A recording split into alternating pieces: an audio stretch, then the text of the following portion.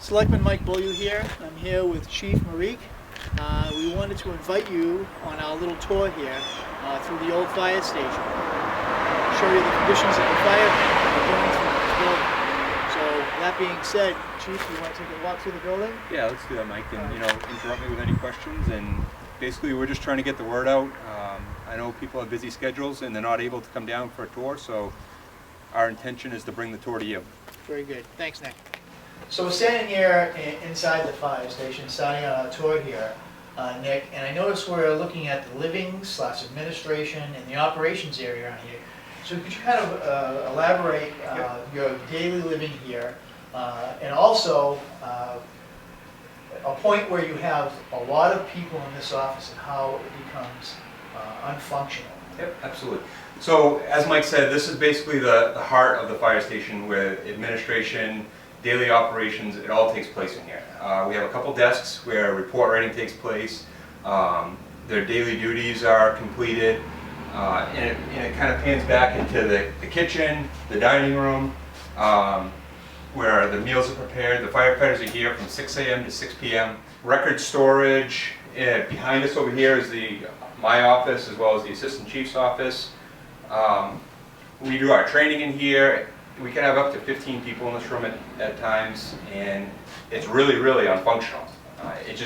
It's not enough space. It's approximately 15 by 15, and everything in this office area exists in the proposed fire station. It's just actually to the scale that it should be, instead of crammed into one small space. So let's get down to the nuts and bolts of this thing.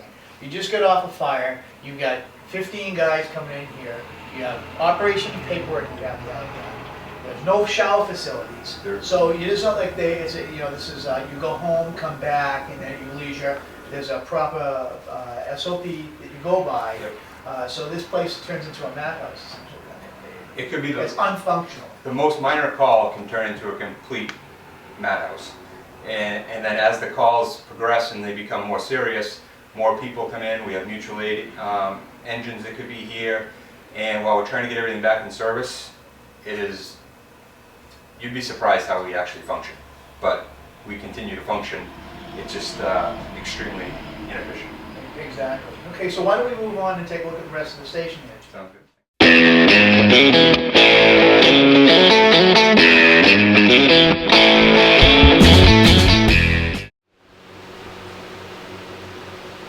So Chief, we're in the area of the fire station, one of the original barns of this station here, if I understand, back to the 1800s. Yep. It was moved here in the 1950s, I believe it was? 1952, I believe, is when this was first occupied as a fire station, and the structure wasn't the original building in which the rest of the fire station was added on.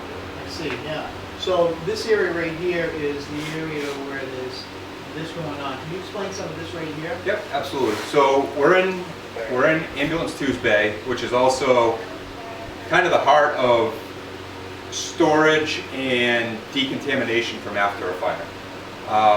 I'll just go through real quick some of the items we have in this room. Right here is our gear extractor. After a fire, all the gear has to be washed. All the carcinogenics have to be washed out of it. The soot, everything needs to be cleaned off the gear.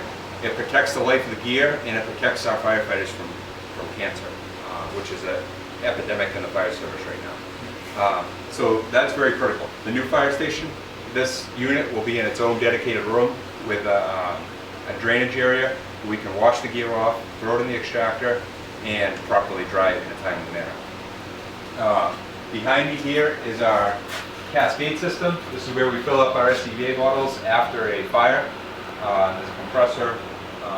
Again, the new fire station, this will be its own dedicated room. In the back corner, below the heater, is where we store our EMS supplies. There's a filing cabinet there full of various supplies that we use to restock the ambulance after medical emergencies. The other thing we have in this room is our physical fitness equipment. It's very important for firefighters to remain physically fit. There's some weights in the corner, a bench here. There's some more equipment behind the ambulance.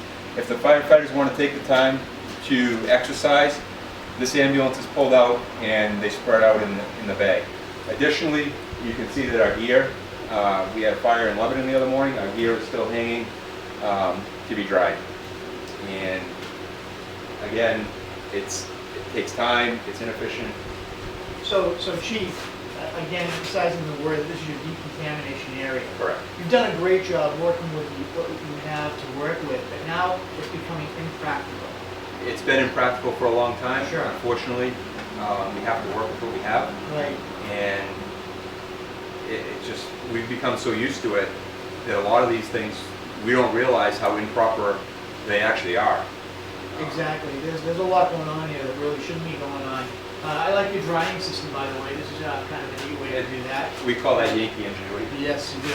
So I also, while we're talking about that, when you come back from a fire, you don't always have the option of 15 or so many firefighters in here all going on at the same time. Going into the administration part of this, borderline going into the kitchen area, there might be a problem there, isn't there? Yeah, we touched on washing our SCBA's, our masks in the kitchen sink. It's the only sink big enough to get the hot water and everything in a position where we can clean it, make it safe for our firefighters. But it also happens to be the only place we can prepare our food. So there's definitely cross-contamination going on, and it's not safe, but we don't have any other options at this time. Right. Okay. So let's move on to the next areas.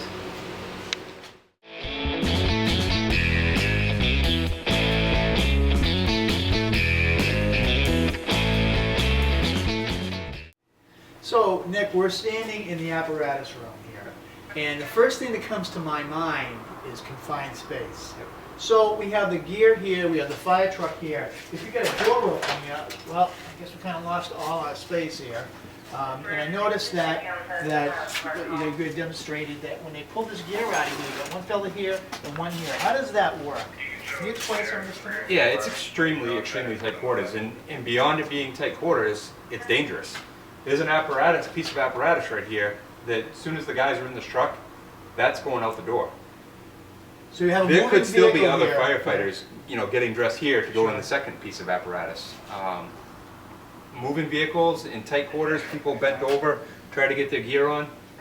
It's not a safe environment. The other serious issue is the exhaust pipe is right here, blowing exhaust, and again, carcinogenics all over this gear, which we need to make last for up to 10 years. Having the diesel exhaust in this is not good for the gear, and it's not good for the people wearing it.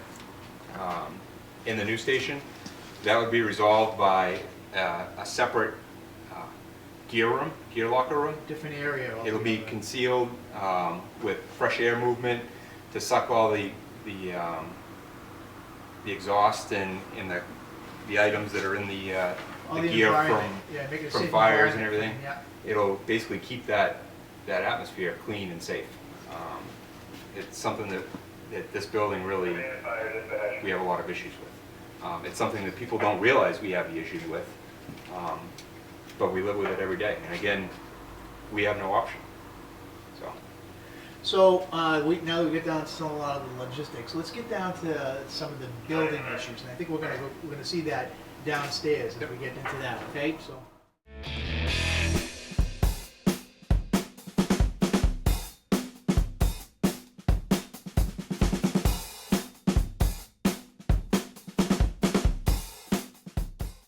So Nick, we're here on the south side of the building, next to Engine 6 here, and we're looking at how close proximities for traveling around your equipment here and even the building.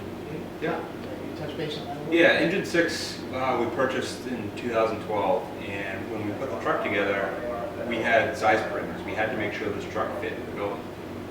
As you can see, we've got about 14 inches here. In the back, you can't see it, it's about 3 or 4 inches before it hits the heater. The truck's shoehorned in here. It was custom built to fit in the station. What did that do to the cost of having this engine built then? It adds cost, it adds time to receive the delivery of it. It just, again, things continue to perpetuate. The other issue is this bumper is now in the path of travel. The door behind me is where firefighters park when they come in to go to the call. If this truck is going in and out, they immediately open the door and run right into the truck. Again, a hazard as we discussed on the other side of engine 3. The other thing too, if the truck isn't going out, they have to basically jockey around this to get over to their gear. Again, it's inefficient. We're used to it. It's the way we operate, and it's not the way we should be operating. Correct. All right, well, we head downstairs now. Yep.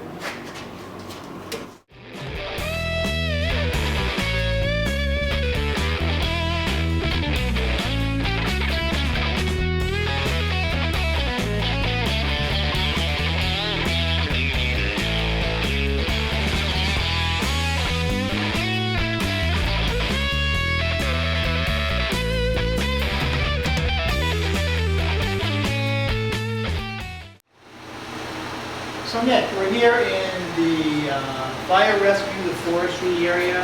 We have the OHRV rescue utility shed and a boat over here. Yep. We have some confined spaces down here. How is this functional down here? Yeah, it's very impractical, but basically we have to keep everything inside, keep it out of the elements. And again, just like upstairs, things are shoehorned in here. The two trailers in the back have to be manually pushed into place with inches to spare. With that being said, to get them out, both vehicles have to come out. The trailers have to be spun around, brought forward, hooked up to the appropriate tow vehicle. It's something that takes several minutes, and it's extremely inefficient.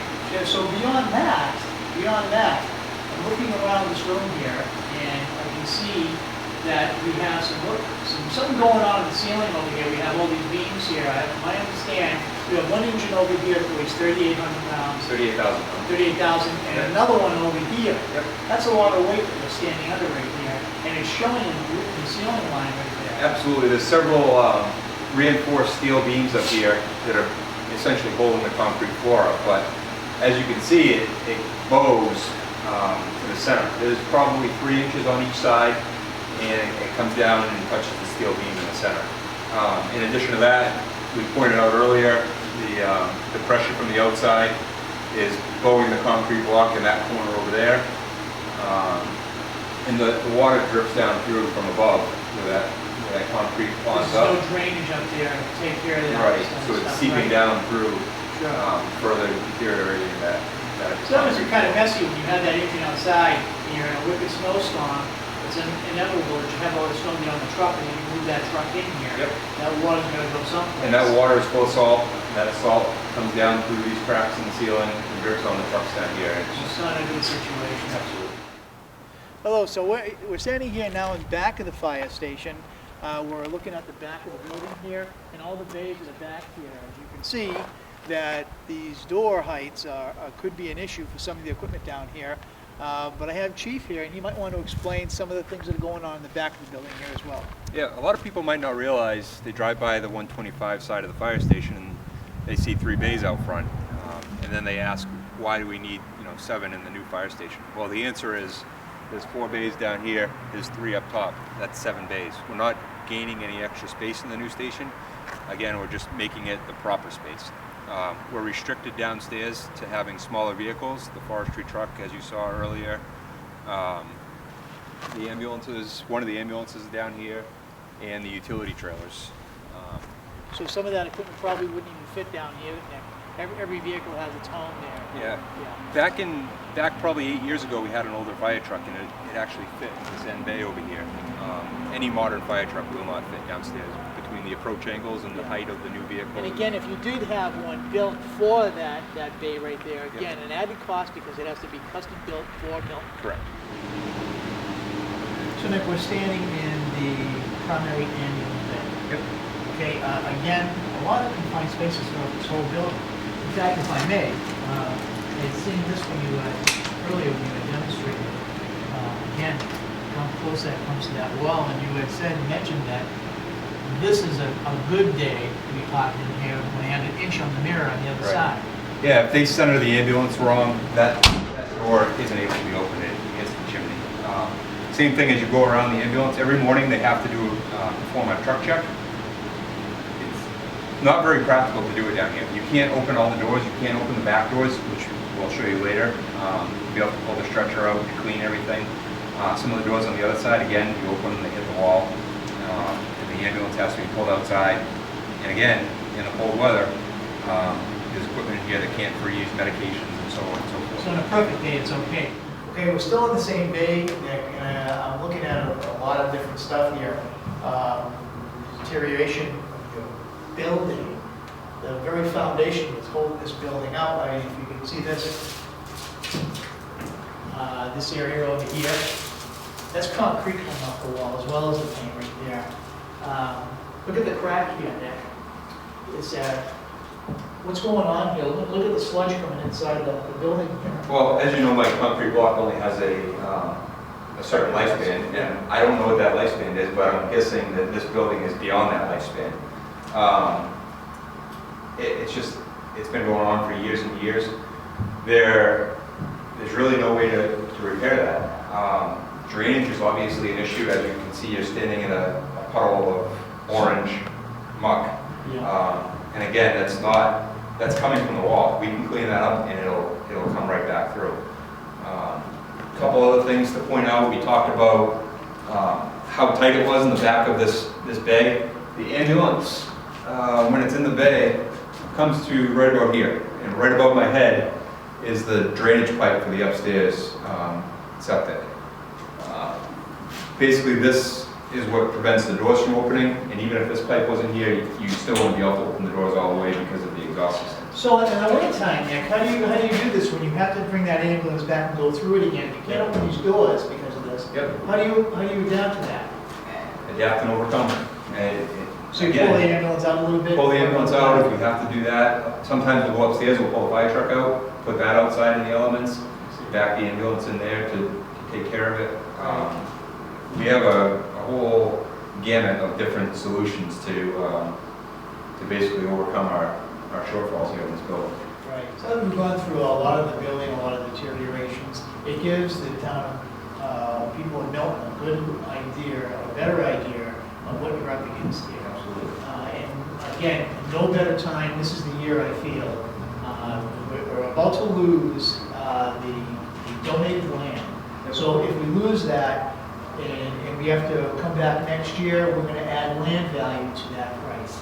And every year, because of inflation, the amount to build this building goes up and up and up. Right now, it's 2.7 to get this whole project done. Yep. Now's the time. Would you agree? It's not going to get any cheaper.